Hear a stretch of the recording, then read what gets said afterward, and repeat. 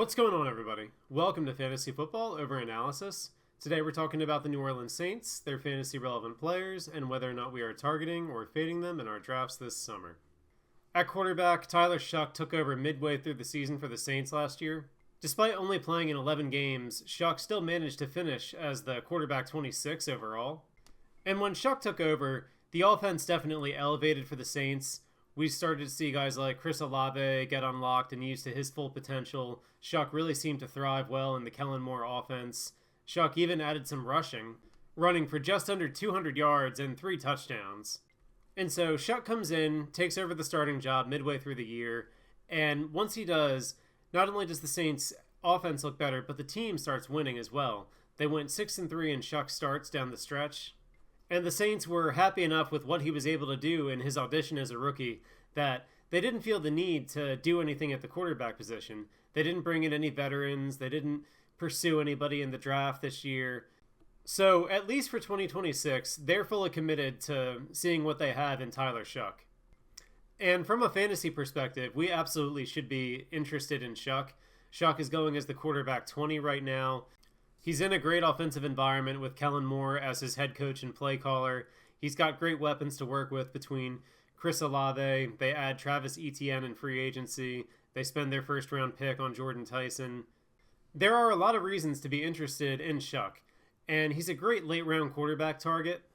And we've talked a lot on this channel about waiting on quarterback.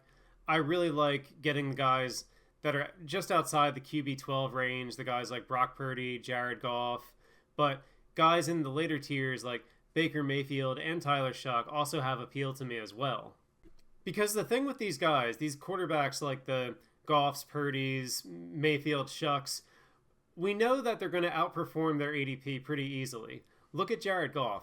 Over the last 4 years, Goff has finished as the QB 10, the QB 7, the QB 6, the QB 9, and it all comes from being tied to a good play caller in a good offensive environment and in a situation where his team's going to be in a lot of shootouts.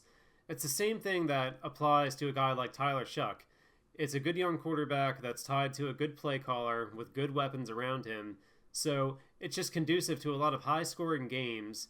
And Shough, when you draft him as the QB 20, there's a good chance that he's going to finish at minimum inside the top 15, if not in the QB 1 ranks altogether. So Tyler Shough is a guy that I absolutely love.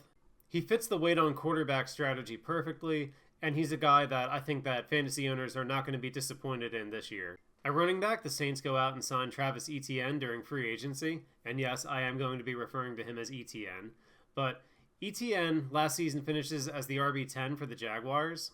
He now steps into a situation that, in theory, should be pretty good for him. Kellen Moore wants to run the ball a lot. Think back 2 years ago when he was the offensive coordinator of the Philadelphia Eagles. He helped Saquon Barkley finish as the RB2 that year. And Etienne doesn't come with a bad price tag right now. Currently, he's going as the RB18. You can get him at the 4-5 turn in 12-team leagues.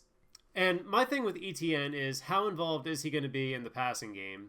So the one thing that the Saints have done that's really detrimental to Etienne's value is they kept Alvin Kamara on the roster. And Kamara, the one thing that he can still do well at this stage in his career is be a receiver out of the backfield. So if Kamara is going to be out there taking third downs or taking 2-minute drills away from Etienne, then that's really going to hurt Etienne's value, and he's going to be so more dependent on touchdowns in order to return and exceed value at his ADP. So while I don't consider Etienne to be a full-on fade, I also don't go out of my way to get him either. There's not going to be a lot of drafts where I come away with him on my rosters. And at wide receiver, Olave last season finally stays healthy, and after a couple of years of underwhelming, he delivers as the wide receiver 6.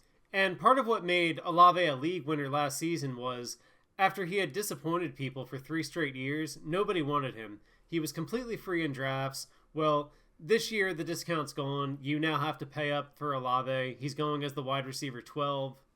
He's going to be a second-round pick in a lot of leagues, and at that price, I don't have a lot of interest. And while last season went great for Olave, we can't ignore that he does have a history of being a disappointment. The thing with these picks at the first and second round of these drafts, you want as much stability with upside as you can possibly get. And while you have the upside with Olave, I don't know that you have the stability there. So I would much rather go for one of the running backs in this range, the Omarion Hamptons, the Chase Browns, even Saquon Barkley, I'd consider at that point over Olave. Or at wide receiver, I'd rather be taking A.J. Brown, Nico Collins, who even Nico, as I mentioned before, I'm not big on him in this range either, but I would rather take him over Olave. But Olave, with the lack of stability, the lack of a proven production year to year, is going to be a fade for me in round 2. And then you have this year's first round draft pick, Jordyn Tyson, coming in as the wide receiver 38, going in like the round 6, round 7 range. And Tyson is someone that I have a lot of interest in. For the most part, we see with these first round rookie wide receivers that are tied to good offenses, they're generally pretty good bets to make when it comes to fantasy football. And with Tyson, you certainly have that, stepping into a role in the Kellen Moore offense. And Tyson should be stepping in as the number 2 receiver almost right away. And anytime that Chris Olave misses, Tyson is going to have that contingent wide receiver 1 upside.